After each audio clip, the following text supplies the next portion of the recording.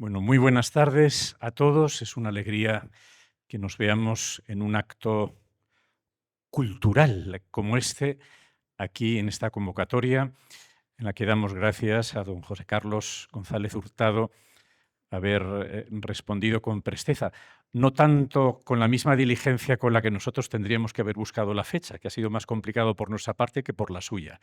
Nos ha dado todo tipo de facilidades, así que esa gratitud. Pensaba yo antes, cuando lo anunciábamos, este gesto en la parroquia, que me venían dos imágenes. Una, cuando el Papa Benedicto decía que una fe que no se hace cultura es una fe muerta, una fe que no genera cultura, el cultivo del alma, de la razón, de la inteligencia, de las relaciones, y por tanto una sociedad nueva es una fe pues inmadura, ¿no? Y por tanto, yo creo que esta es una ocasión que tenemos también para todos en el planteamiento de la propia vida, también de la fe, de la relación con Dios, y esta es la gracia que hoy pues vamos a tener.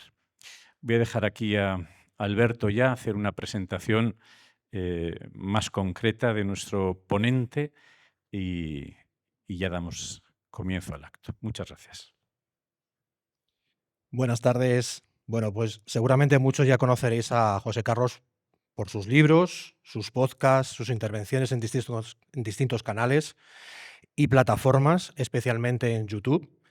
Para quien no lo tengáis menos ubicado, me gustaría compartir brevemente algunos datos relevantes de su biografía que nos ayudarán a entender mejor la profundidad y el alcance de su trayectoria.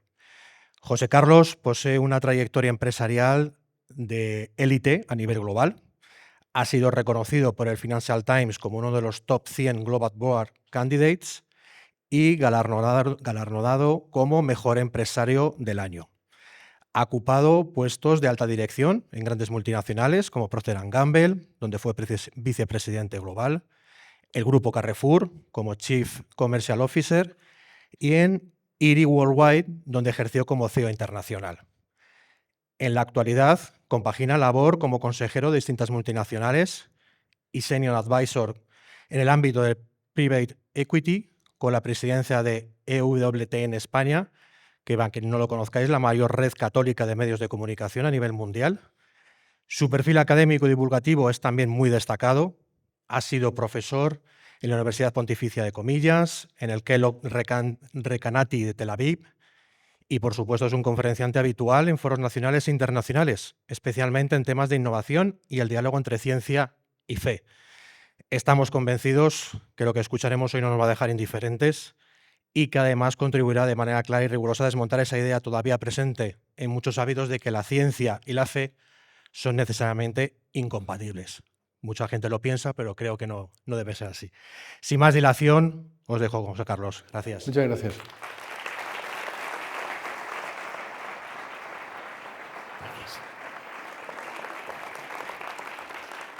Muchísimas gracias. Gracias por haberme invitado, a Juan, a Alberto, a Rocío, a Roberto, a don Ignacio, a Poti, a Vicky, Baki, Katy, a Alejandro, a Noelia y a todos ustedes. No les veo las caras, ¿vale? Entonces yo voy a hacer todo moviéndome con la intención también de poderles hacer preguntas. Vamos a ver, la introducción personal ya la han hecho, entonces no se lo voy a... Muchas gracias. Ahora ya sí les veo las caras. ¿Cómo te llamas tú? Bueno, tú también, pero no. Vale, José Luis, gracias. No, sí, tú, el que está mirando, sí, tú. Juan Pablo, muy bien, muchas gracias. ¿Por qué estoy aquí? No lo pueden ver, ¿vale? Pero una única razón, y se lo he dicho a Roberto antes, este es un mensaje que he recibido hace un mes, pero recibo mensajes de estos prácticamente todos los días, o bien por LinkedIn, o bien por email. Alguien encuentra mi teléfono y entonces me manda un SMS Esto es un chaval que dice que se va a bautizar, porque ha leído los libros, ha visto algún podcast, le ha convencido. Sus padres son ateos, me pide que rece por él porque los padres están muy en contra de que él se bautice y bueno, pues me comunica que está feliz por haberse o por irse a bautizar. De esto recibo, como les digo, prácticamente, bueno, todas las semanas alguno. O bien gente, el otro día estaba en la universidad, esta semana, en la Universidad Rey Juan Carlos, y un chaval al que no me acuerdo cómo se llama, yo le llamé Álvaro, como a Juan Pablo me voy a acordar, y a José Luis también, pero este es que se llamaba Ahmed, o no sé, un nombre árabe. Entonces me dijo que se había convertido y que se iba a bautizar, y también se había convertido del Islam al catolicismo por eso. Entonces, esa es la única razón por la que yo estoy aquí. Como le he dicho a Roberto, yo no cobro por estar aquí. Los derechos de autor de los libros los dono a EWTN. No lo digo por otra razón, sino para que sepan que mi único interés es ayudarles a que salven su alma y de paso salvar la mía.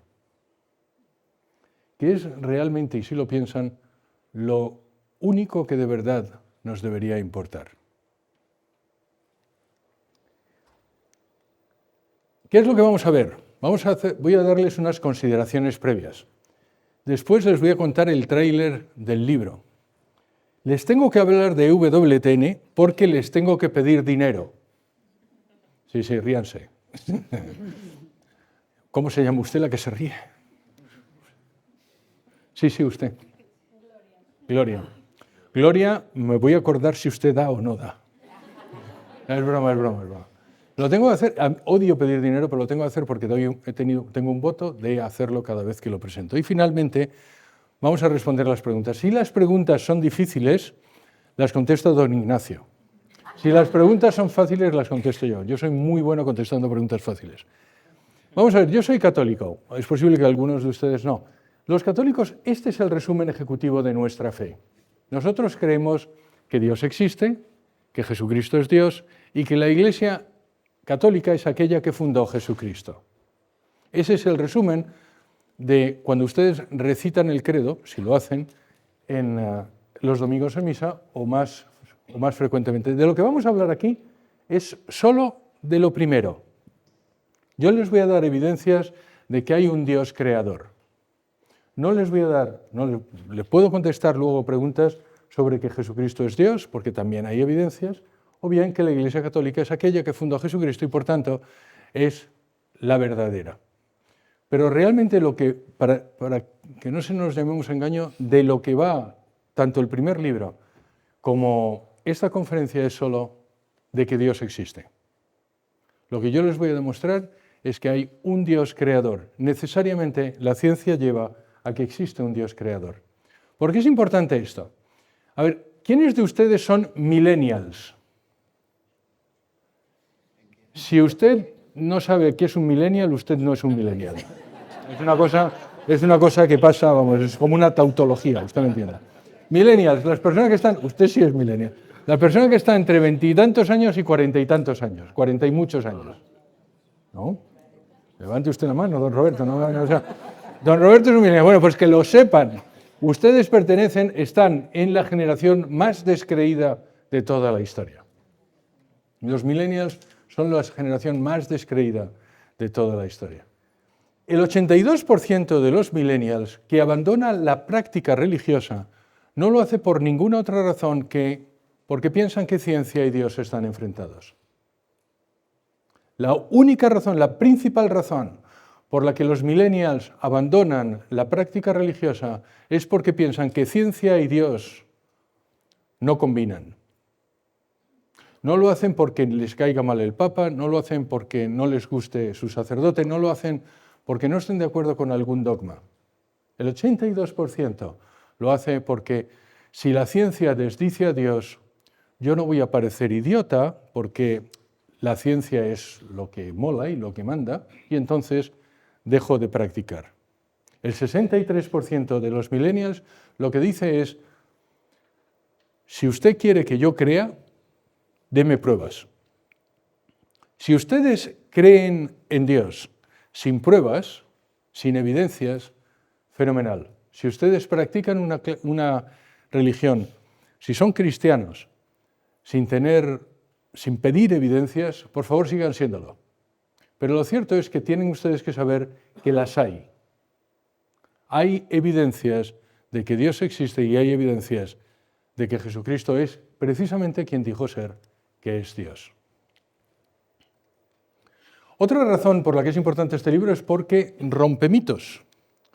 Vamos a ver, ¿quién piensa que cuanto más ciencia, menos Dios? ¿Quién piensa que cuanto más ciencia, más Dios? Hay un señor que ha levantado las manos en los dos casos. Es una cosa espectacular. Me encanta porque... Y ahora, ¿quién no piensa? Porque la mayor parte de ustedes no han levantado la mano. Hay un señor que ha levantado la mano 2 veces y ustedes no han levantado la mano. Voy a mirar aquí a su alcalde, vamos a ver. ¿Quién piensa que la mayor parte de los científicos son ateos? Bien, bien. ¿Quién piensa lo contrario? Quiero que sepan que su corporación municipal no se manifiesta. Es broma. Todo es broma. Bien, quiero que sepan que todavía van ganando los que no piensan. Vamos a intentarlo la tercera vez. ¿Quién piensa? Y esto es importante. Voy a mirar a los curas. ¿Quién piensa que solo gracias a la fe se puede creer en un creador? Don Francisco.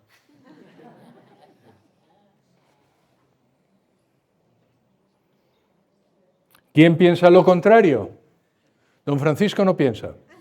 Yo lamento mucho comunicarles que es el vicario parroquial, ¿no? Mal rollo.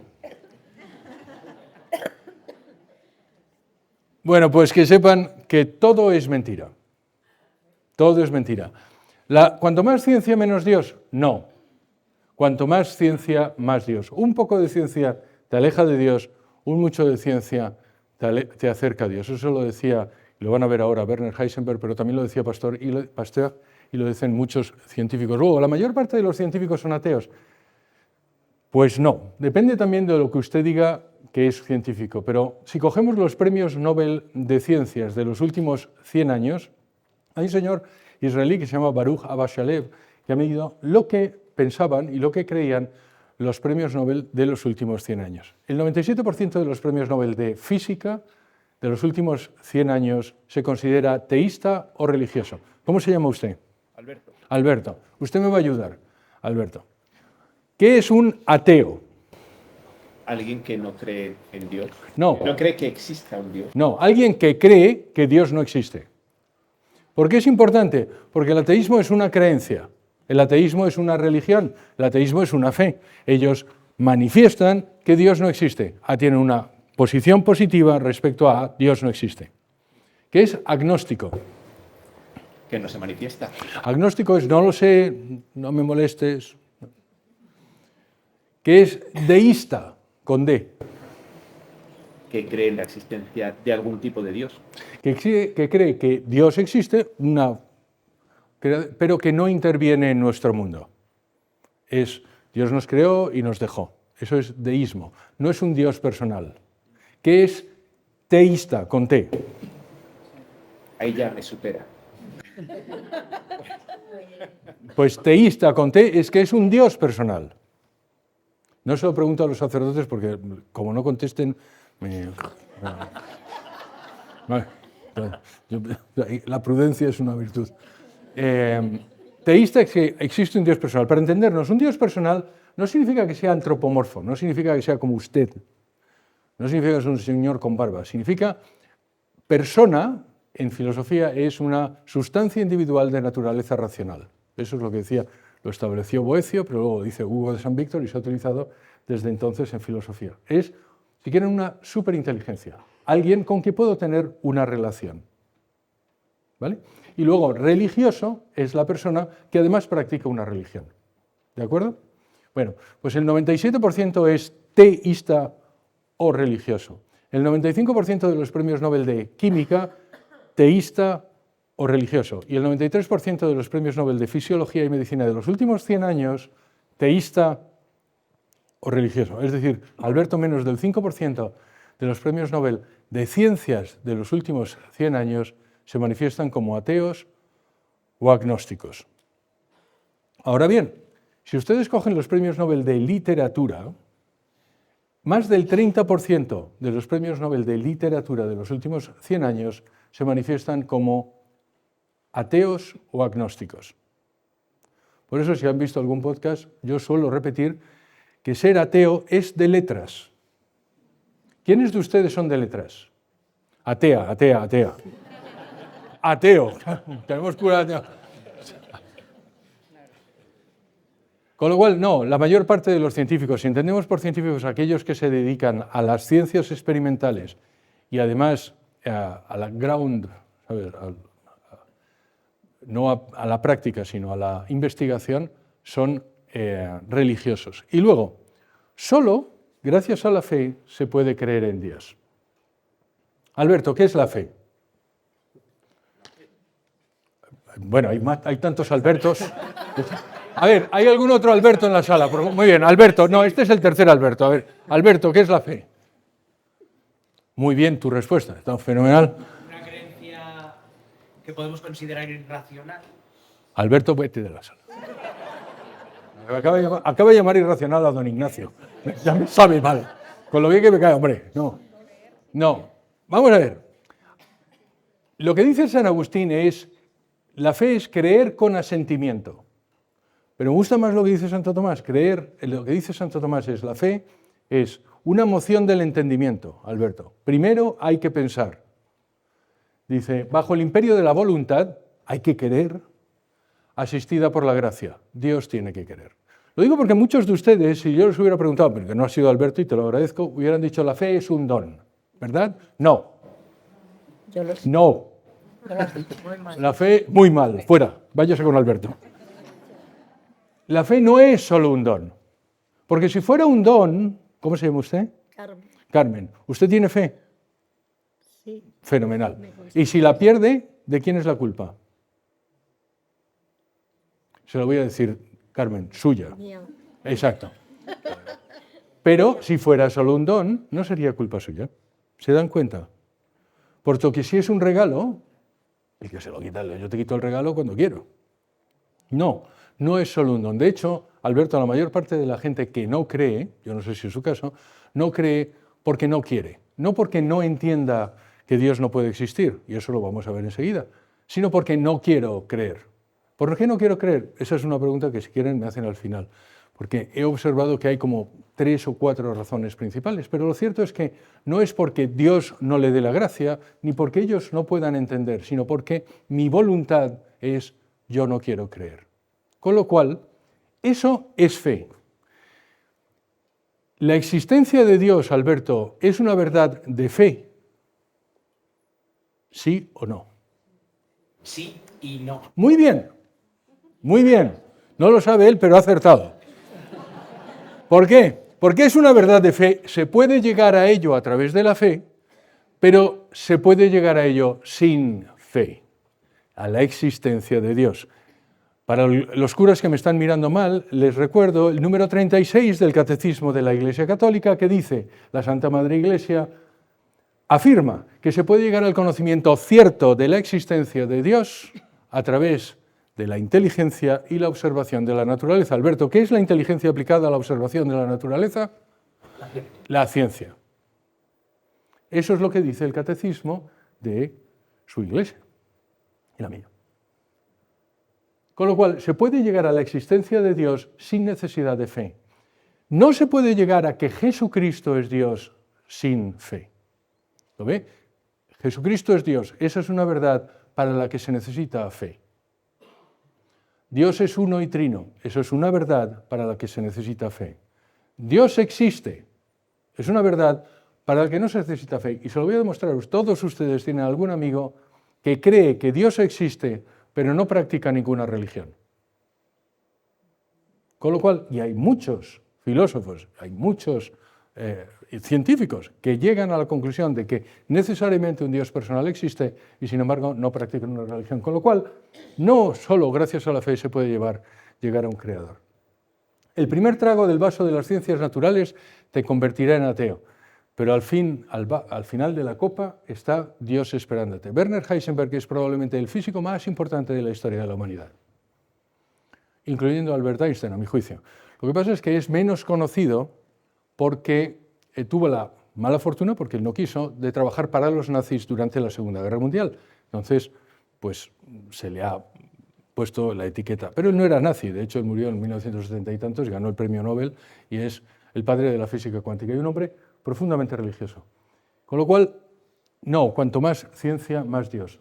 Esto no lo leen, pero dice, a medida que aprendemos sobre nuestro mundo, las probabilidades de que este sea el resultado de un proceso aleatorio deviene cada vez más remota, de tal forma que son raros los científicos ateos los científicos actuales que tienen una actitud atea.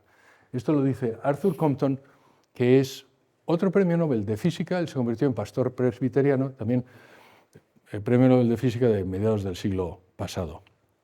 Con lo cual, lo que dice es, no, hay pocos científicos que sean ateos. Y ahora, Vicente, ¿puedes leer por favor la última frase, la de Christian Amundsen? Pienso que solo un idiota, Dilo más fuerte, Vicente, porque... pienso que solo un idiota puede ser ateo. ¿Cómo se llama usted, la señora que está al final del todo? La última, esta de ahí. No le quiero dar el... No, sí, usted, no voy a ir para otro lado. No sea usted tímida. ¿Cómo dice? Mar. Mar, ¿ha oído usted a Vicente? No. Y fíjese que Mar es simpática y ha intentado decir que sí, pero no te ha oído. Vamos a ver, Vicente, más fuerte. Pienso que solo un idiota puede ser ateo. Que conste que lo ha dicho Vicente. Lo digo porque luego vienen los... que lo ha dicho Vicente y Christian Amundsen. Christian Amundsen es premio Nobel de Química de mediados del siglo pasado, bueno, del 1970 por ahí, que él se convirtió en judío. Hay otro señor que se llama Robert Millikan que dice lo mismo de una forma más elegante. Robert Millikan es premio Nobel de Física, este es de Química, que dice, yo no conozco a ninguna persona inteligente que no crea en Dios. Que es, si te das cuenta, Vicente, más elegante que lo que tú has dicho. ¿Te das cuenta? Vamos a ver. Vamos a coger a este señor de barba de aquí, de la derecha. ¿Cómo se llama usted? Sí, sí, usted. Mariano, fenomenal. Mariano. Y Mariano va a necesitar de su ayuda. Yo le veo y necesita ayuda. Mariano, ¿solo hay dos alternativas? ¿Hay solo dos alternativas? ¿El universo es eterno o el universo tuvo un principio? ¿Hay solo dos alternativas? Mientras usted lo dice, yo tomo agua. Piense. Después va Diego. Si Mariano no lo sabe, va Diego.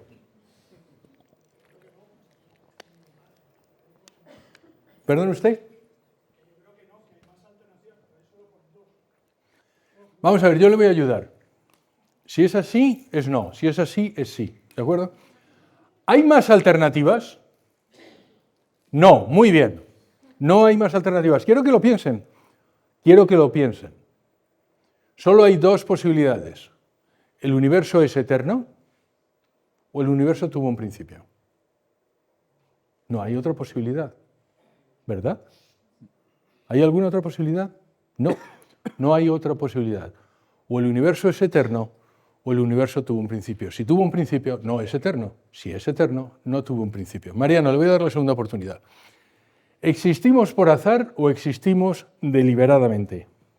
¿Hay alguna otra alternativa? La pregunta es si hay alguna otra alternativa. Mariano, no, muy bien. No hay ninguna otra alternativa. Y esto quiero que lo piensen porque es la pregunta más importante de sus vidas. Y no es broma, es la pregunta más importante de sus vidas.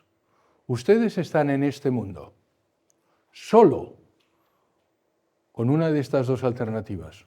O estáis aquí por casualidad, por azar, o estáis aquí porque alguien lo ha querido. Porque alguien lo ha querido. Pero vamos a llegar a eso. Ella ha saltado. Pero lo cierto es que no hay ninguna otra alternativa. ¿Cada uno de nosotros o nosotros como la humanidad? Cada uno de nosotros. cada uno de ustedes están aquí, no me refiero en este auditorio, sino en este mundo. Solo hay dos posibilidades. Piénsenlo. O están ustedes por casualidad o porque alguien ha querido.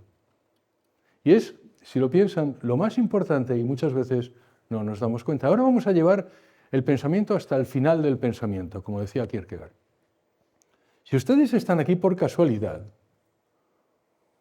ustedes tienen la dignidad de una rata con procesos mentales más sofisticados. No lo digo yo, lo dice Peter Singer, que es un filósofo ateo, y que dice, efectivamente, estamos aquí por casualidad. Y por tanto, simplemente hemos tenido un poquito más de suerte que una rata. Y la rata un poquito más de suerte que una cucaracha.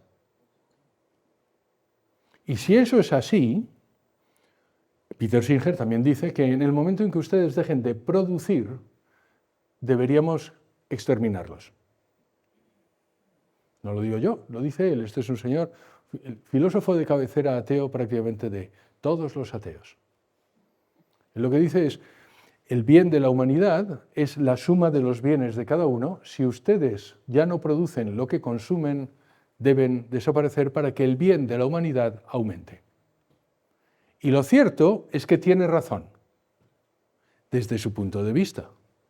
Si están ustedes aquí por casualidad, si estamos nosotros por casualidad, entonces no tenemos mayor dignidad que un animal.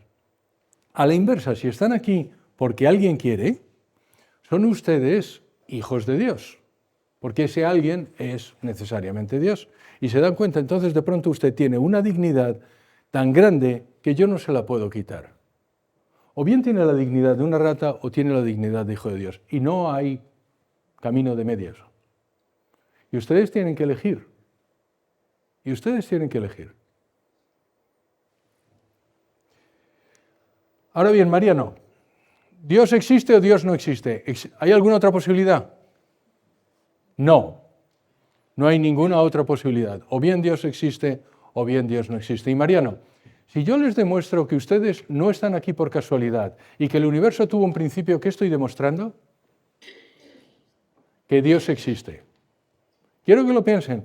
Porque no hay otra. Esto es pura lógica. Si yo les demuestro que el universo tuvo un principio, Mariano, ¿qué necesita todo lo que tiene un principio? Un principiador. Todo aquello que tiene un principio necesita un principiador. Lo digo yo, también lo decía Parménides, que era un filósofo griego, por cierto ateo, que decía, de la nada, nada sale. Es un principio lógico. Si hay un principio, necesitamos un principiador.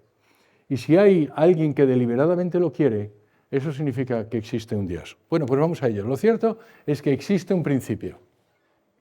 Hace 13.700 millones de años, el universo no existía. De hecho, esto de aquí es una imagen que viene del satélite WMAP, que llegó a la Tierra en el año 2012 y que vino a corroborar que el universo tiene 13.751 millones de años más o menos un 1%.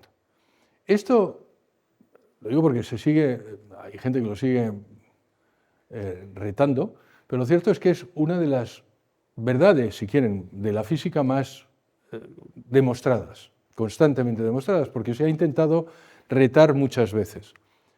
De hecho, antes del satélite WMAP hubo otro satélite americano que se llamaba el COBE, cuyo director se llamaba George Smoot, y él era ateo. Y se convirtió en teísta cuando recibió los resultados y es premio Nobel de Física del año 2006.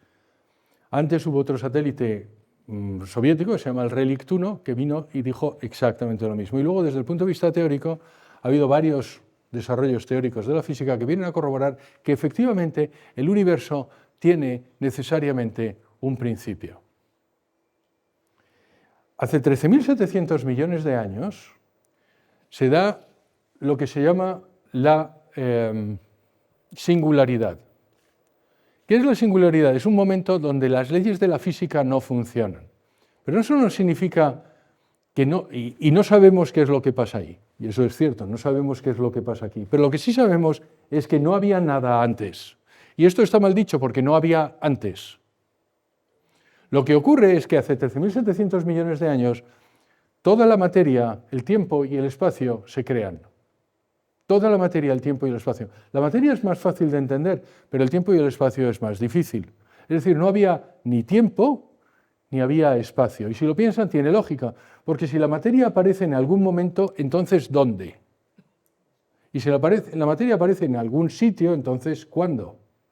Y quiero que sepan que la primera persona que se dio cuenta de que el tiempo es una entidad creada fue San Agustín. En las confesiones, San Agustín, cuando los paganos se reían de los cristianos diciendo, bueno, ¿dónde estaba Dios durante todo el tiempo antes de la creación? Lo que San Agustín les contesta, porque él se da cuenta de que el tiempo también es una entidad creada. Entonces dice, no preguntéis qué hacía Dios durante el tiempo antes de la creación, porque no había tiempo. La primera persona, en muchos libros de cosmología se menciona que hay un santo católico que en el siglo IV menciona que Dios creó todo el tiempo y el espacio.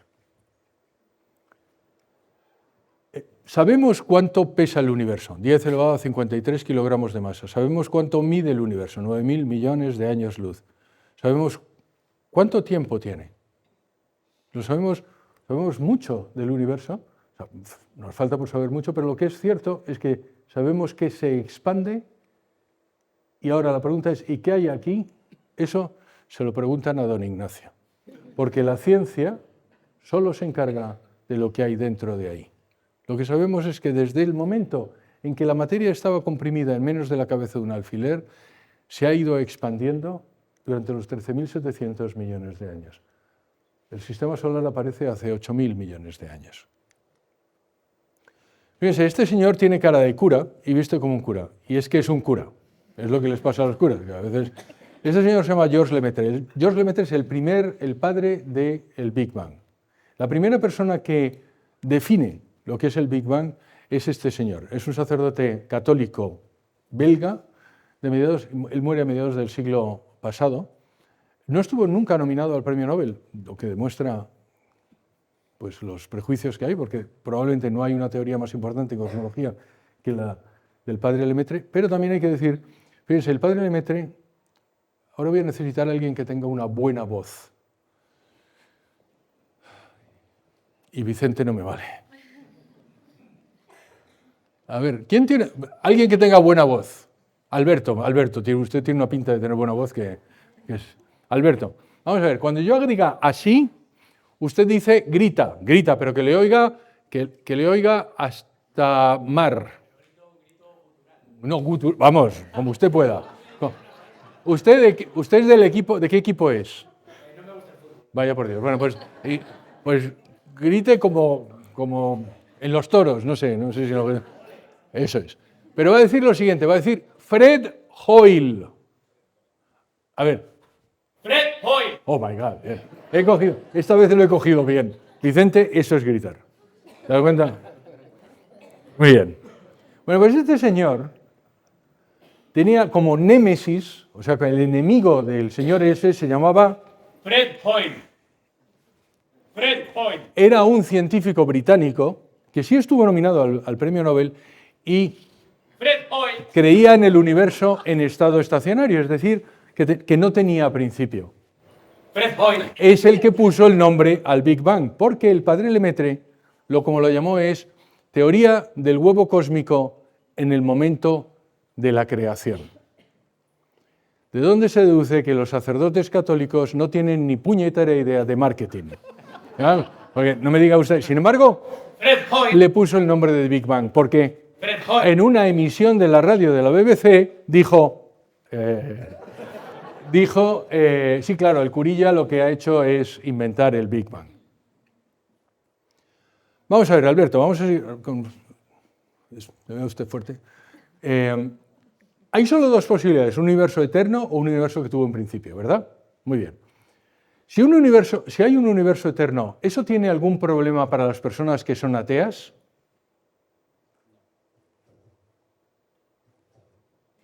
No, muy bien. Ya no tengo que gritar. No tiene ningún problema. El universo eterno, la materia es eterna, no necesito a Dios. ¿Tiene un problema para las personas que somos cristianas? No, pero es más difícil de entender. No, podría existir materia eterna y Dios eterno. Ahora bien, un universo que tiene un principio, ¿tiene un problema para los cristianos? No. Un universo que tiene un principio necesita un principiador. Fíjate, ahí estaba Dios y lo hizo la creación. ¿Tiene un problema para los ateos? Sí. Sí. Por eso, desde que se formuló a mediados del siglo pasado, la teoría del Big Bang ha estado atacada constantemente y se ha intentado buscar lo que yo llamo el escepticismo de las fisuras. Vamos a buscar una fisura para poder seguir siendo escéptico. Pues el señor Fred Hoyle. creía en el universo en estado estacionario. Y fíjense, si ustedes no son providencialistas, séanlo. Estos señores se llamaban Penzias y Wilson. Ellos son premios Nobel de Física del año 1972 o 74. Ellos eran discípulos de Fred Hoyle. y por tanto creían en el universo en estado estacionario, un universo que no tuviera principio. Sin embargo, encuentran esto. Esto es la radiación cósmica de fondo. ¿Qué es la radiación cósmica de fondo? De ellos descubren que en todas las direcciones del espacio hay 3 grados Kelvin de radiación, y eso no debería pasar. Y entonces intentan descubrir por qué estaba pasando, e intentan descubrir cualquier razón que les permitiera llegar a otra conclusión que a la que llegaron. Y la que llegaron es que necesariamente hubo un Big Bang. ¿Por qué? Porque esa radiación no es más que, si quieren, la reverberación, el eco de aquella primera explosión. Si el universo no es eterno y por tanto tiene unos límites y hubo una primera explosión, todavía escuchamos el eco de aquella primera explosión. ¿Se acuerdan ustedes, los millennials o mayores, cuando la televisión hacía... ¿Tú no te acuerdas? Porque no estabas. Usted sí, o sea que no diga que no. Usted no sé, no me voy a meter. Vamos, bueno, pues el 1% del era la radiación cósmica de fondo. La radiación cósmica de fondo es esa reverberación. Y ellos lo encuentran y dicen, se van a otro señor que se llama Dicke y dice, ¿qué es esto? Dice, pues me lo habéis pisado, estoy a punto de presentar un papel científico donde apoyo al padre Lemaitre. Por cierto, hay otro señor que se llama Friedman que descubrió también al mismo tiempo el Big Bang, pero no se le suele citar, y lo que es una pena porque el señor Friedman vivía en la antigua Unión Soviética y lo mataron los soviéticos. Lo mataron precisamente por haber descubierto el Big Bang. A él y a su mujer cuando volvían del viaje de bodas. Y a todo el laboratorio. Todos los laboratorios. ¿Por qué?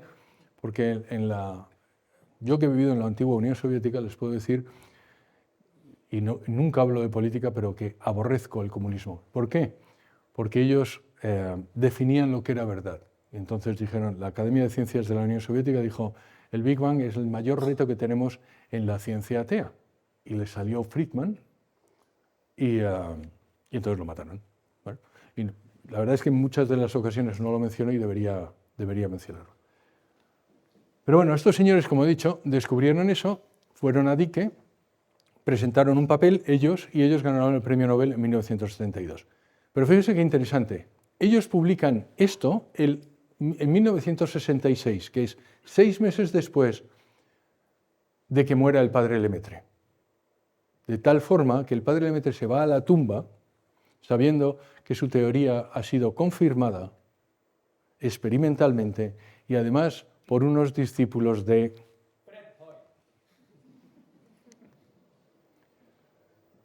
Vamos a ver.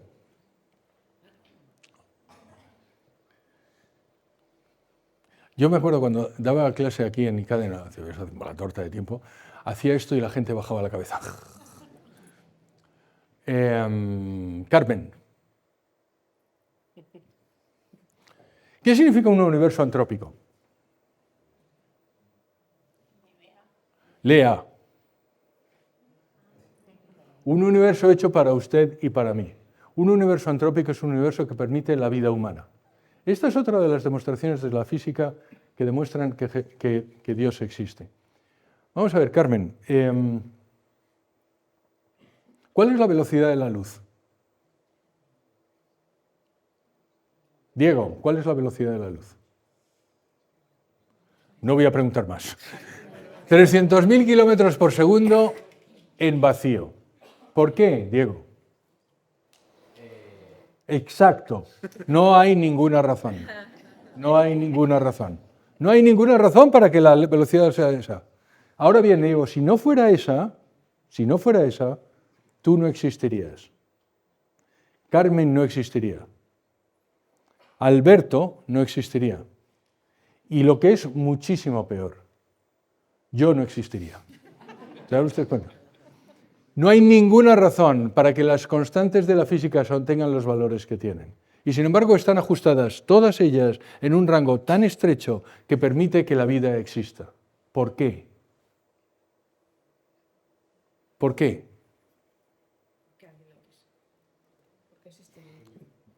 Porque alguien las ha definido de esa forma para que usted esté aquí, para que cada uno de ustedes esté aquí. Y esto, como me suelo olvidar, lo voy a decir ahora. Fíjense, el Dios que tiene la ciencia es un Dios que no se olvida de ustedes. No es como mi hija Clara que tira una pelota y se olvida de la pelota. Ese Dios, si no quisiera, no me dejaba terminar la frase. Ese Dios, si no quisiera, den ustedes una respiración. Si Dios no quisiera, no la hubieran dado. No se ha olvidado de ustedes. Hace 13.700 millones de años pensó en cada uno de ustedes. Independientemente, como decía Alberto, no en todos a mogollón, sino en ti, Alberto. Y en mi caso no sé por qué, sinceramente, pero pensó en mí. Y yo existo porque Él tuvo deliberadamente el deseo de que yo lo hiciera. Y si termino esta frase es porque deliberadamente Él quiere. Y eso es fantástico.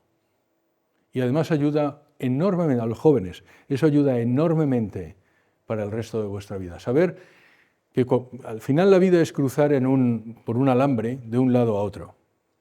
Y todos nos caemos 100%, algunas veces, algunos más, otros menos. Pero la diferencia es que los que sabemos que Dios existe, vamos con red. Esa es la diferencia y además es verdad, la red existe.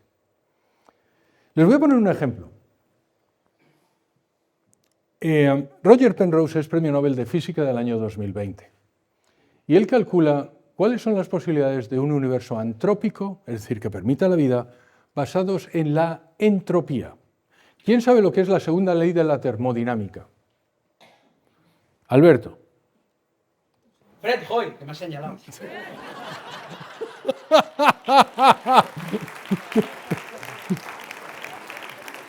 Muy bien, muy bien. Esta te la guardo. No, está bien. Ahora no, ¿eh? Ahora no. Ahora ya es chiste ya. ¿Cuál es la segunda ley de la termodinámica? Bueno, está la ley cero, que es la de equilibrios de temperatura. No, la segunda. La ley de la termodinámica. Hay entalpía. Y la segunda, importante, es la de la entropía. La entropía. ¿Qué es la entropía? Como tal, es la tendencia del universo al desorden. Exacto. De hecho, es la medida del desorden en un sistema. La entropía es una medida. La segunda ley de termodinámica lo que dice es que el universo tiende al desorden. Para que se acuerden ustedes muy fácilmente, piensen en mi hija Isabel y en su cuarto. El desorden aumenta. Esa es la entropía, el desorden aumenta. Y dice que solo se puede reordenar si hay una fuerza exterior, los padres. ¿Se dan cuenta? A partir de ahora ya saben lo que es la segunda y lo bien que van a quedar con su cuñado ateo que se llama Juan. ¿No? Porque le van a decir, bueno, la entropía, entonces Juan va a poner cara de buh y luego se lo comentan. Bueno, pues la entropía es, insisto, que hay un aumento de desorden, pero nuestro universo está ordenado.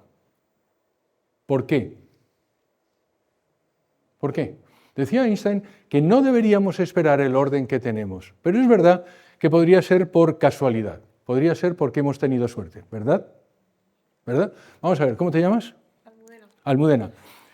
Alberto, si yo le doy a Almudena un billete de lotería hoy y le toca, y mañana, y le toca, ¿usted es su madre? Sí. Ay, mira quién está contenta. Uy, uy.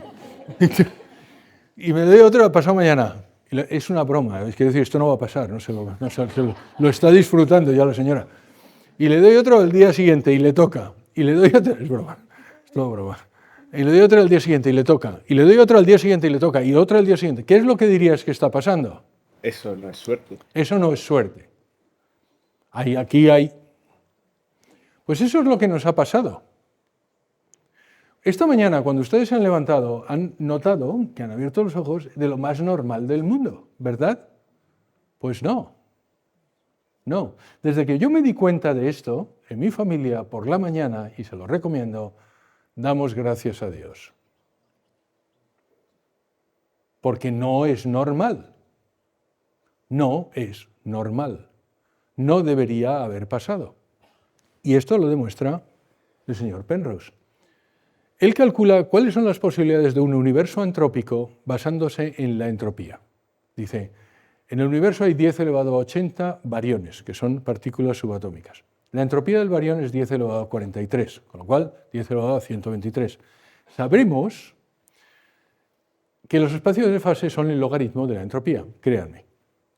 Y por tanto, la inversa es el exponencial, con lo cual hay un billete de lotería, yo le he dado a Almudena un billete de lotería y he repartido 10 elevado a 10 elevado a 123 billetes de lotería. Y le ha tocado. Y el otro día, cuando estaba y esto es importante decirlo, porque luego me hizo el chaval, un joven, una pregunta, y dice, bueno, pero a alguien le tenía que tocar. No, no le tenía que tocar a nadie. Porque alguien podría decir, bueno, le ha tocado a Almudena, pero bueno, si no, a alguien le tenía que haber tocado. No, lo lógico es que no hubiera un universo con vida. Lo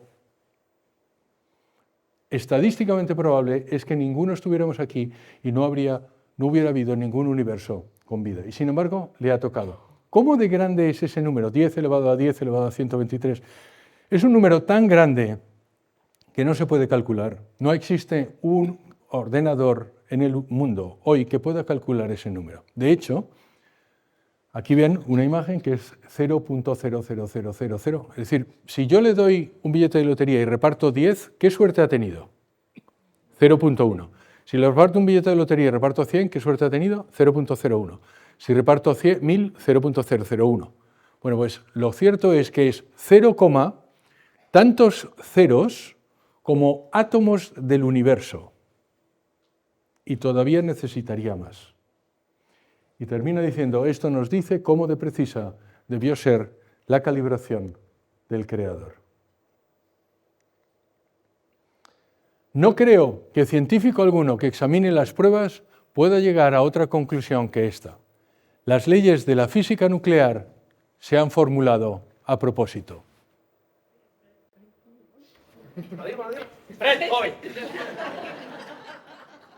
Fred Hoyle. Este señor se llama Fred Hoyle. Él era ateo y él se convirtió. Se convirtió no en cristiano, se convirtió en teísta. Y dice exactamente eso. Dice, no, nadie en física puede pensar que las leyes de la física nuclear son otra cosa que algo que alguien ha formulado aposta para que usted esté aquí. Y luego dice, tiene otra frase también lapidaria que dice, ningún científico es ateo por la ciencia. Los científicos que son ateos lo son por razones psicológicas. Las razones psicológicas son los que hacen que los científicos sean ateos. Y él hablaba de sí mismo antes.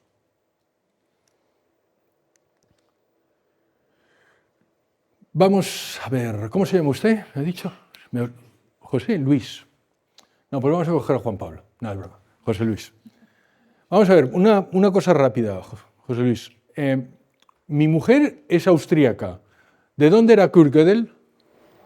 Muy bien, austríaco. Austríaco. Yo quiero que sepa que saco a mi mujer en todas las... Porque nunca se sabe. Alguno de ustedes acabará conociendo a mi mujer y quiero que le digan que en todas las presentaciones está ella presente. ¿Vale? Muy bien. Bueno, pues Kurt Gödel es el matemático más importante de la historia de la humanidad. De hecho, los matemáticos dicen que hay dos, ¿vale? Uno es Kurt Gödel y otro que es von Neumann. ¿De dónde era von Neumann, José Luis? ¿De dónde era von Neumann, José Luis? Muy bien, austríaco. Austríaco. Del Imperio Austrohúngaro, porque este era medio húngaro, pero vamos, de austríaco. Bueno, pues von Neumann decía de Gödel que él era el lógico más importante después de Aristóteles. Von Neumann era un tipo espectacular, un tipo que a los 3 años solucionaba logaritmos, hablaba griego clásico. Él murió a los 50 y tantos años, él era judío, se convirtió al catolicismo a la edad de 30 años y convirtió a toda su familia. Pero vamos a quedarnos con Gödel en este momento. Aquí le ven paseando con Einstein por Princeton, era uno de los mejores amigos de Einstein. Lo traigo porque él tiene una cosa, él formula unos teoremas que son muy complicados, se llaman los teoremas de incompletitud. ¿Alguien conoce los teoremas de incompletitud? Quiero que sepan que creo que llevo 500 conferencias de este libro, otro libro, y a veces en muchas de ellas lo pregunto, no lo conoce nadie, es espectacular. Sin embargo, es una formulación matemática probablemente más importante de la historia. Vamos a ver, Juan Pablo. Él llega a los teoremas de incompletitud pensando en esta paradoja. Esa es lo que se llama la paradoja del mentiroso o la paradoja de Epiménides. Fíjate, Juan Pablo, esta frase es mentira. Si es mentira, es verdad. Y si es verdad, es mentira. ¿Tiene solución? No, no tiene solución. Es una paradoja sin solución. Cuando yo se lo decía a mi hijo Diego, que tiene 12 años, eso te lo digo también porque soy muy orgulloso, él me decía, papá, esto es lo mismo que le pasó a Pinocho. ¿Qué le pasaba a Pinocho, Juan Pablo? Que le crecía la nariz cuando mentía.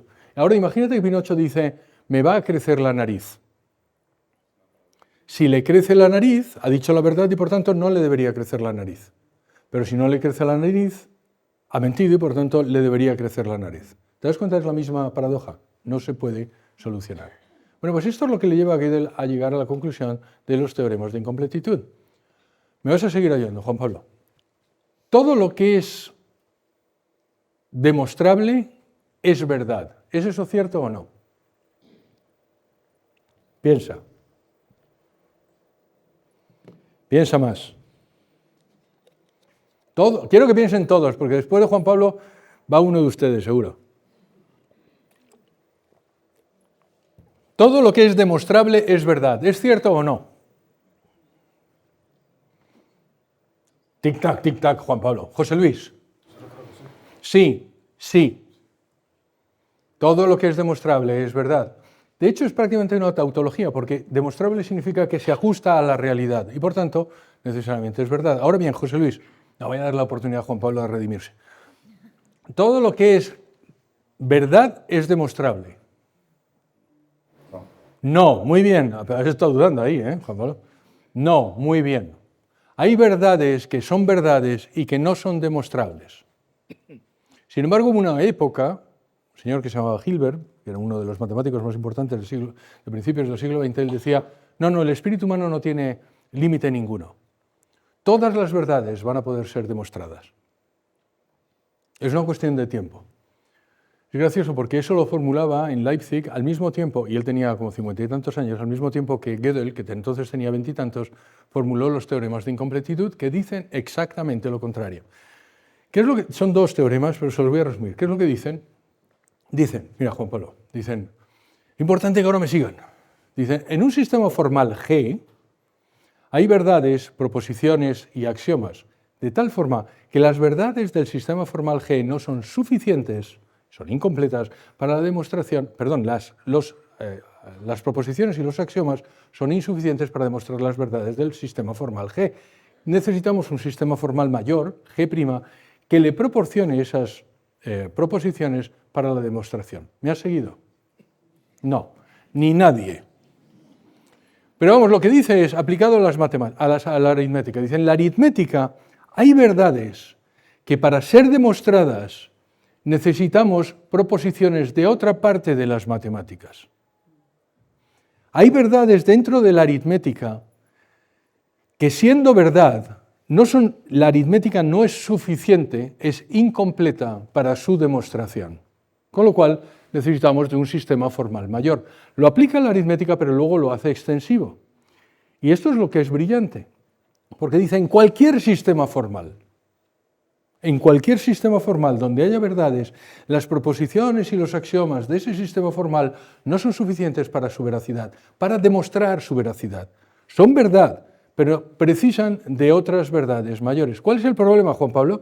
Que claro, en el sistema formal mayor, G', una vez más hay verdades que necesitan para su demostración de un sistema formal mayor. ¿Lo ves? ¿Me sigues? Y en el sistema formal mayor, de uno mayor. ¿Me sigues? ¿Así hasta dónde?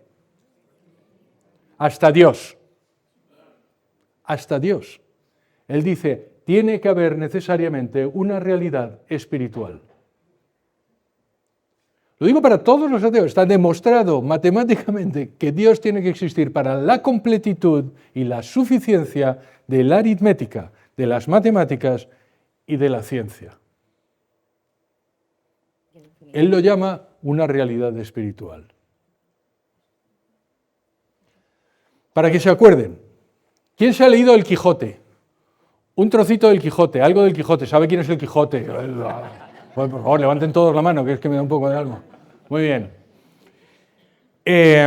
Si se acuerdan, en El Quijote está Sancho Panza, y a Sancho Panza en el capítulo 51 del Quijote le nombran gobernador de una isla. ¿Se acuerdan? Sí, los mayores ahora, la isla Barataria, exacto. Es espectacular como no saben el teorema de incompletitud y se acuerdan de la isla Barataria. Es una cosa espectacular. Pero bueno, lo cierto es que a Sancho Panza le someten al mismo problema que hemos tenido con Juan Pablo antes. Porque le dicen, señor gobernador, en esta isla tenemos un puente y al final del puente hay una horca. Y en la horca ahorcamos a todos aquellos que cruzando el puente mientan. Y dejamos pasar a aquellos que digan la verdad. Pero tenemos un problema. Ha habido una persona que ha cruzado y le hemos preguntado, ¿a qué viene? Y ha dicho, a que me ahorquen. Si le ahorcamos, ha dicho la verdad. Y si no le ahorcamos, ha mentido. Y por tanto deberíamos ahorcarlo. ¿Qué hacemos? ¿Te das cuenta, Juan Pablo, que es lo mismo? ¿Se da cuenta, José Luis, que es lo mismo, el mismo problema? Es el mismo problema. ¿Qué hace Sancho Panza? Aplica los teoremas de incompletitud.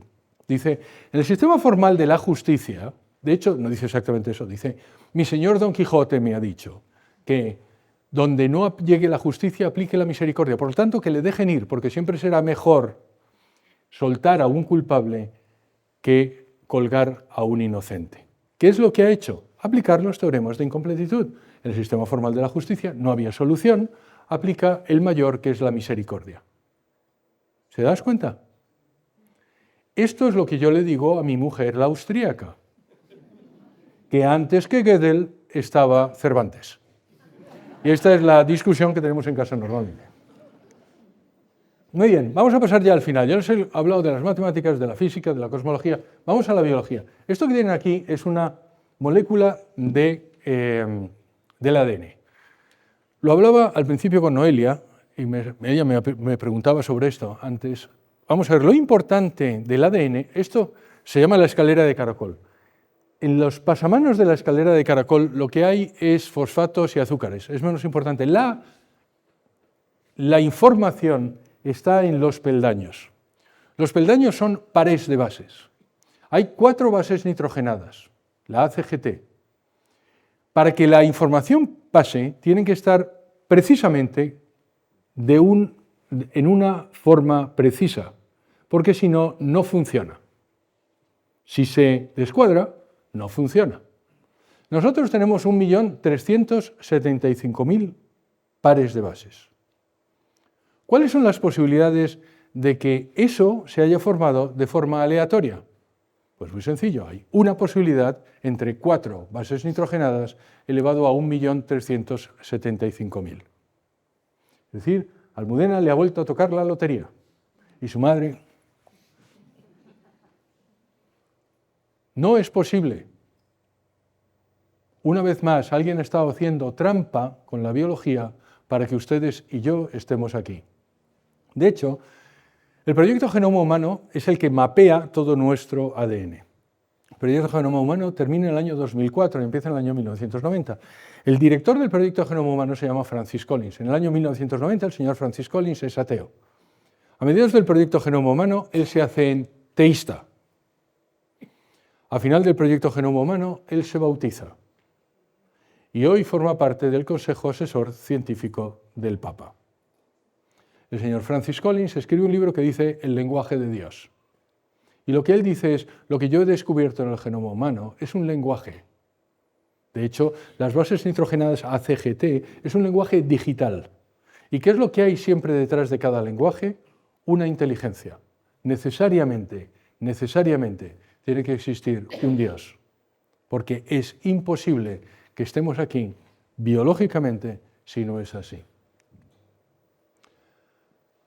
Robert Jastrow es el padre del proyecto Apolo de la NASA. Dice, para el científico que ha vivido su fe en el poder de la razón, la historia termina como en un mal sueño. Ha escalado la montaña de la ignorancia, está a punto de conquistar el pico más alto y cuando se tira sobre la última roca es saludado por una banda de teólogos que han estado sentados allí durante siglos. Este señor era ateo y también se convirtió. De hecho, esto lo escribe cuando se estaba convirtiendo. Con lo cual, Mariano, si el universo no es eterno, como hemos demostrado, y no estamos aquí por casualidad, como hemos demostrado, ¿qué es lo que hemos demostrado? Que Dios existe. No hay solución. Ustedes pueden seguir pensando que Dios no existe, pero que sepan que es contra toda la ciencia. Yo creo que se necesita tener mucha fe para ser ateo.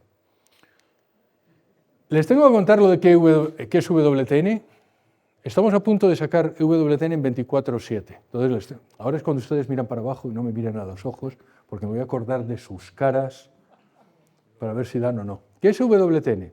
WTN es una cadena de televisión que pueden ustedes ver en todas las plataformas. También pueden ver en Internet, pueden ver en YouTube. Es gratuita, no tiene publicidad. Yo soy el presidente de la fundación, no cobramos. Los patronos de la fundación no cobramos por estar en WTN. Yo he vuelto a España, esto no sé si lo ha dicho Alberto antes o no, yo he vuelto a España hace 5 años, después de estar más de 30 fuera de España. Y cuando he vuelto a España me he dado cuenta que tiene, vamos a decirlo así, áreas de oportunidad, áreas de mejora. Y una de las cosas es probablemente porque los medios de comunicación no han ayudado. Entonces lo que hemos hecho es lanzar una televisión que, por cierto, fundó esta monja, una monja de clausura, Clarisa, funda la televisión más grande del mundo. Lo ven 400 millones de personas, 400 millones de hogares todos los días y está en 160 países. Es gratuita, es sin publicidad, el contenido es exclusivamente católico, es independiente, no pertenecemos ni a la Conferencia Episcopal, ni a la parroquia de San Agustín de Guadalix, ni a ningún otro movimiento. Está dirigido por laicos católicos comprometidos. Y, por favor, noten que está un poco más grande, se financia solo con donativos. Y ahora es cuando ustedes aplauden.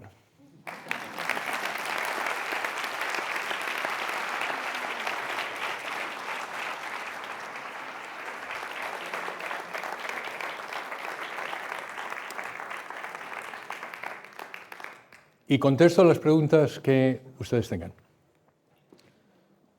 Vamos a empezar por aquí. Sí. Yo tengo una pregunta. Usted ha dicho antes que había detectado que la gente no cree en Dios porque no quiere. Yo he detectado 2 cosas, el miedo y la soberbia, pero no sé cuáles son las 4 razones por las que la gente no quiere creer. ¿Cómo se llama usted, perdón? Mónica. Mónica. Usted ha detectado el miedo y la soberbia. Sí. Esas son 2. La soberbia es una muy grande. Le voy a poner un ejemplo. Hay un señor que se llama Thomas Nagel, que también es un filósofo ateo, que dice literalmente lo siguiente. A mí me sorprende que todas las personas inteligentes que están a mi alrededor crean en Dios. Porque yo no quiero creer. Yo no quiero un universo que necesite a Dios. Fin de la cita. Literal. ¿Qué es lo que está diciendo? Está diciendo, yo quiero ser como Dios. Esto lo digo yo, eso no lo dice él. Yo no quiero depender de alguien. ¿Qué es eso? Soberbia. Yo no necesito, no quiero, soy suficiente, no necesito depender de nadie. Otras dos razones, aparte del miedo y la soberbia. Mi vida. Tengo una vida que es de tal manera y no quiero cambiarla. Y si Dios existe, voy a tener que cambiar esa vida.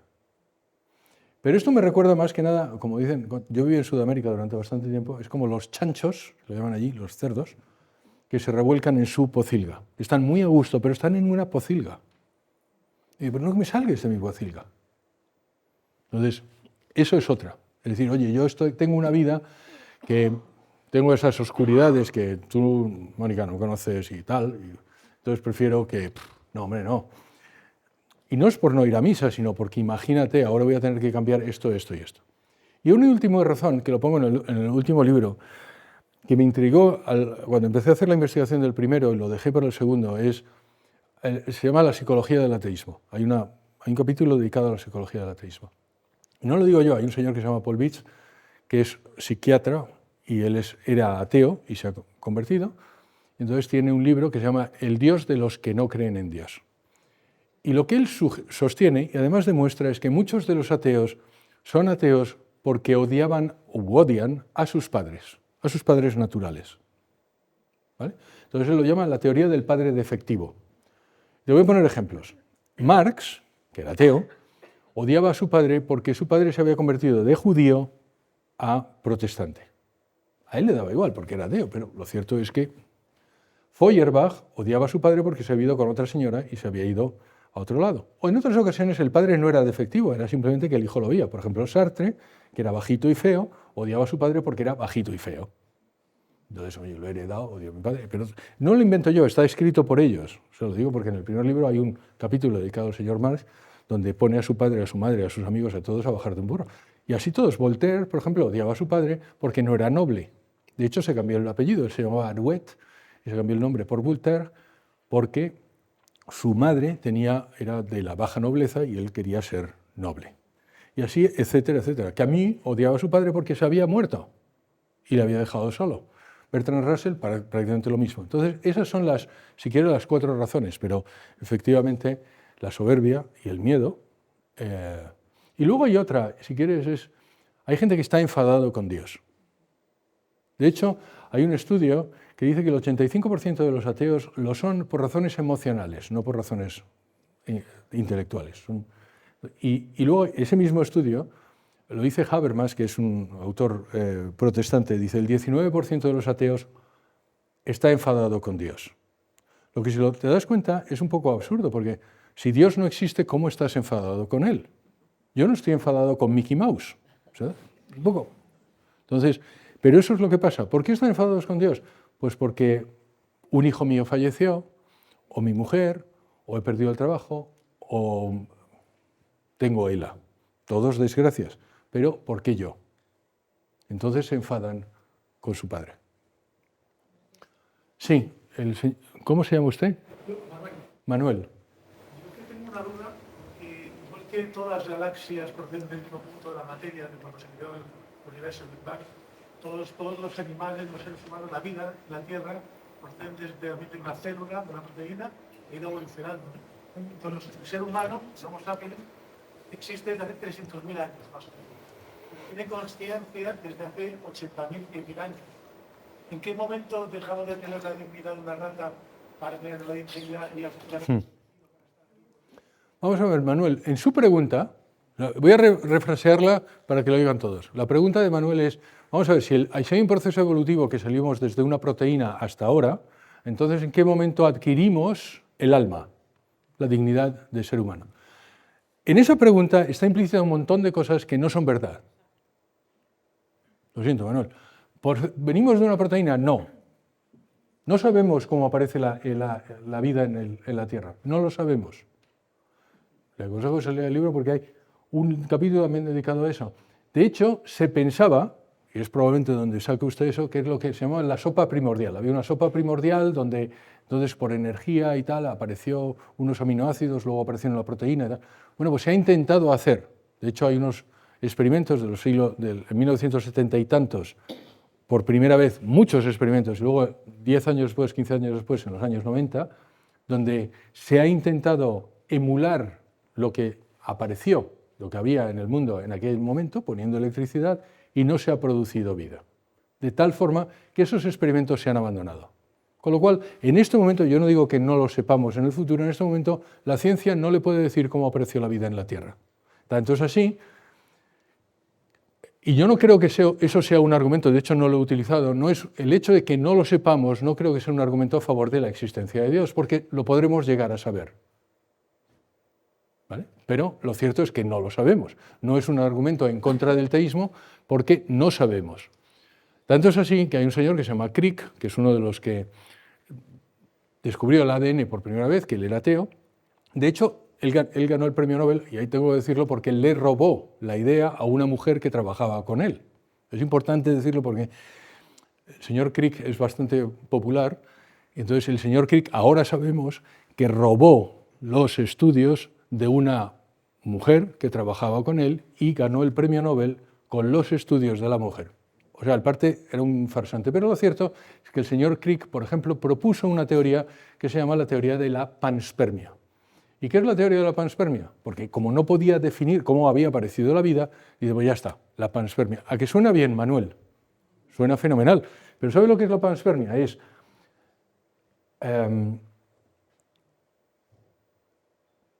hay extraterrestres y los extraterrestres trajeron la vida a la Tierra.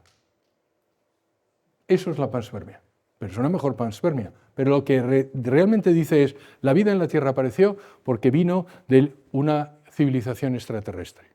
Es decir, si uno, como decía Chesterton, si uno no cree en Dios, acaba creyendo en cualquier cosa.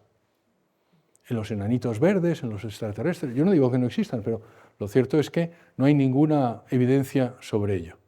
Aparte de que tiene un problema, y es, de acuerdo, entonces, ¿quién creó a los extraterrestres? Pero da igual. Y ahora, otra, por ejemplo, que ha dicho es, y en el libro hay como 3 capítulos dedicados a la teoría de la evolución, porque suele ser un problema, no es un problema para los católicos, es un problema más para los evangélicos que toman la literalidad de la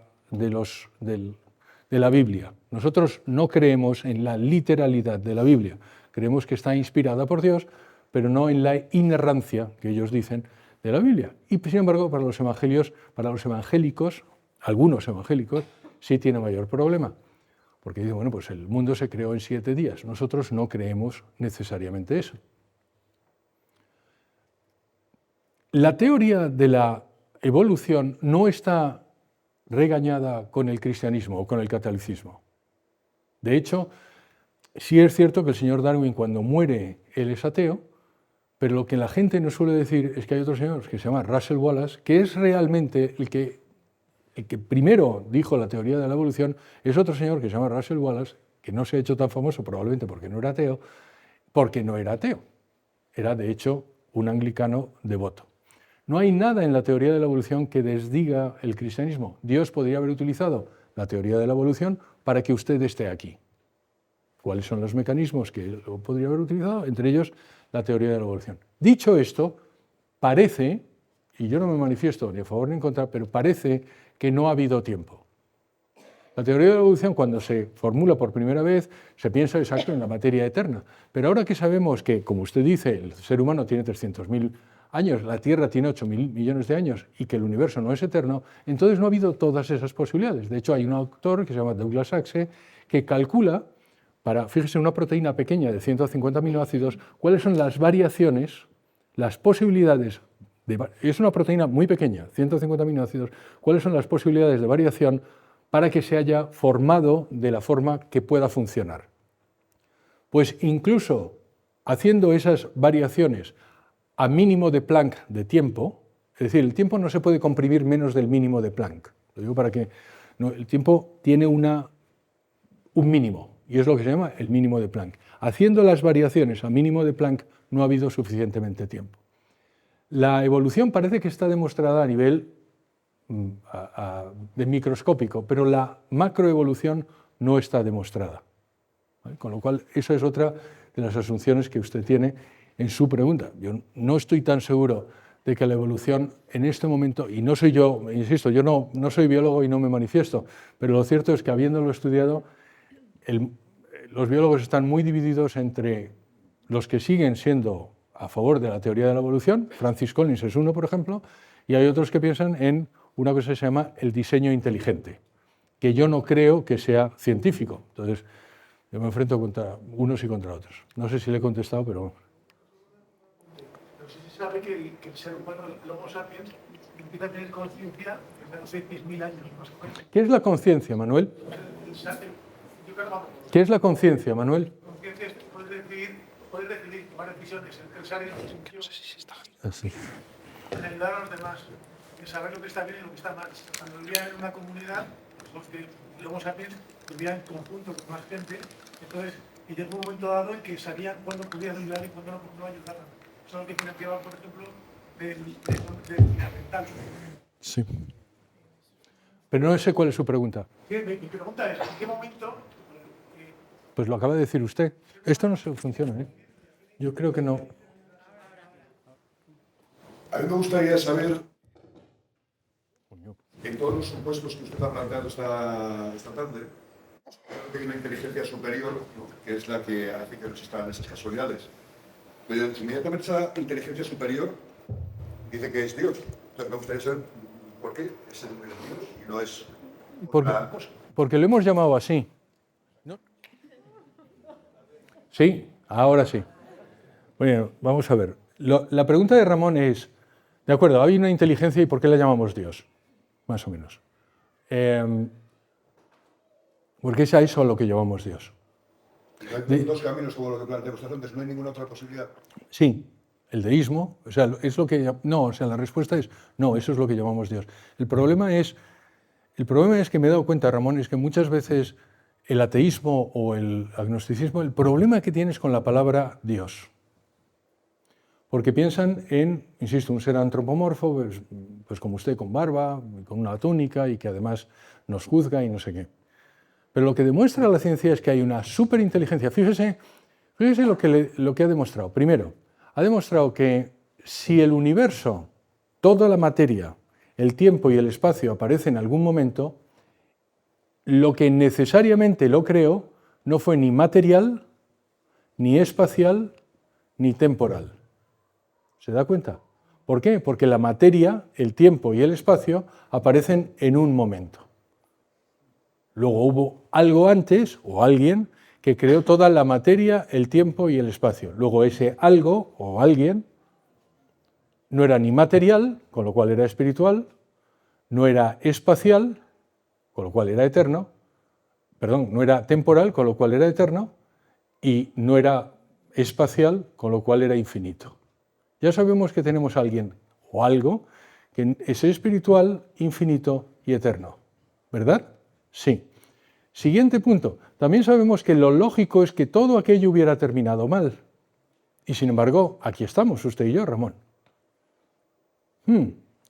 Las posibilidades de que aquello haya terminado mal son prácticamente infinitas, las posibilidades de que usted y yo estemos aquí son infinitésimo, luego ese algo o ese alguien además es muy inteligente. Muy inteligente. Es eso que llamamos omnisciente, los cristianos. Y luego además sabemos que cuida de su creación. ¿Por qué? Porque hace 8.000 millones de años, bueno, porque aquello que fue el Big Bang tenía que haber terminado en un Big Crunch. ¿Por qué? Por la fuerza de la gravedad. Y sin embargo, no pasó. ¿Por qué? Porque hace 8.000 millones de años aparece la constante cosmológica que está ajustada a 120 dígitos, esto quiere decir 0,0000000 120 veces 139, que hace que el universo se expanda. Nadie en física piensa que la constante cosmológica está ahí por casualidad, con lo cual ya tenemos a alguien que es eterno, que es infinito, que es espiritual, que es muy inteligente y que cuida de su creación. Y eso es lo que nos dice la ciencia. Y usted llámelo como quiera. Y llámelo superinteligencia. Y si tiene un problema con la palabra Dios, no le llame Dios. Pero eso es... No, ay, me alejo, perdóneme. Pero vamos, cualquiera que tenga un problema, porque es que hay veces que sí hay un problema con eso, con la palabra Dios. Entonces llámelo superinteligencia. Pero eso es lo que te dice la ciencia. Es una superinteligencia que creó todo esto y que además lo ha diseñado y que cuida de ello. Y eso es... Y nosotros hemos decidido llamarle Dios. Pero yo sé que la palabra Dios tiene tantas connotaciones que hace muchas veces las connotaciones hacen que no se vea lo importante, que es lo que le acabo de decir. Pero eso es, ya le digo, lo que dice la ciencia. Y que es personal. ¿Vale? Pero el libro, fíjese, el libro termina, el último capítulo es ¿y ahora qué? ¿Por qué? Porque una vez que has demostrado que Dios existe, vale. ¿Y eso qué? Muchas veces los cristianos me dicen, fenomenal, pero eso no me cambia la vida. Y tienen algo de razón. Porque el saber que un Dios creador nos existe y que nos quiso, hombre, yo creo que ayuda un montón. Pero realmente, a mi juicio, lo que cambia la vida es cuando ese encima se hace hombre para salvarnos.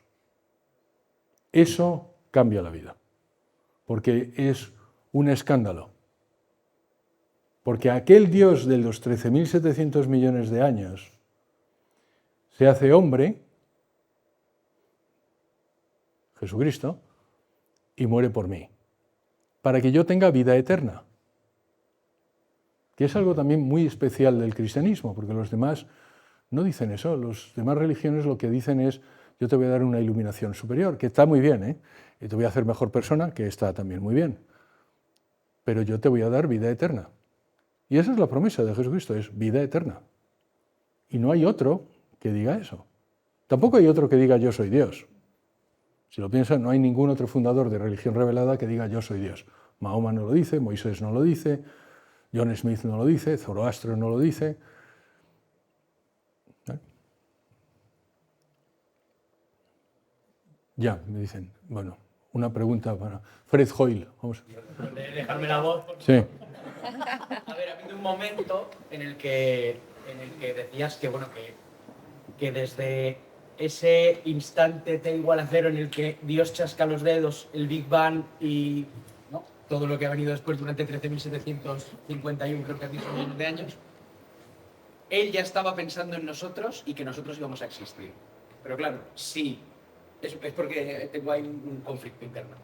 Si Él ya tenía pensado que yo existiese como tal, como individuo, con mi genoma está así como es, porque mi padre y mi madre estuvieron juntos, me concibieron y aquí estoy. Pero,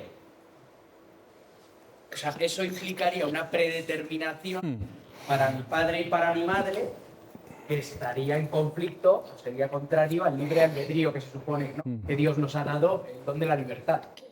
Entonces, un poco ahí que no sé. Vamos a ver. Acá, esto es lo que se llama abrir un melón.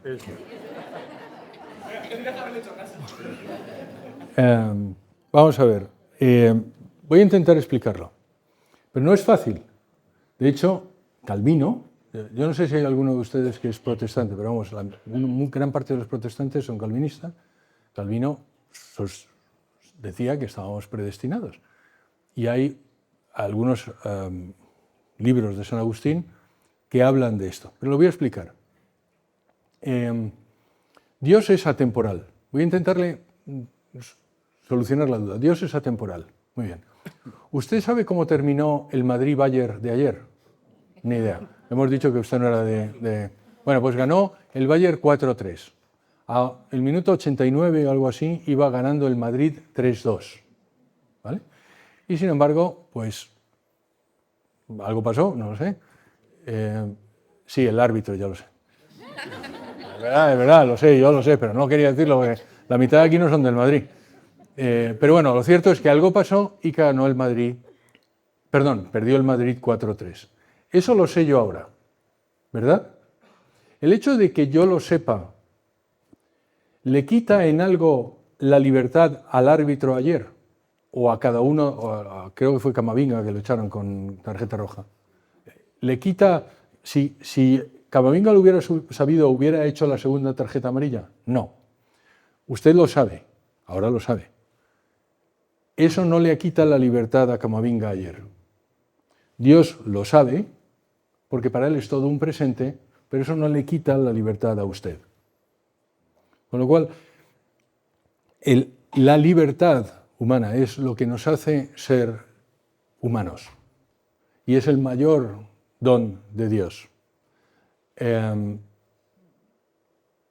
hecho de que Dios conozca cómo voy a contestarle yo ahora, no me quita mi libertad para hacerlo. Del mismo que el hecho de que usted sepa ahora que el Madrid perdió ayer 4-3, no le quita al Madrid la libertad para haber jugado de otra forma. ¿Vale? Muy bien. Hay una pregunta al fondo, pero me dicen que no. Sí, no. Me dice que no. Lo siento muchísimo. Muchísimas gracias. Que Dios los bendiga.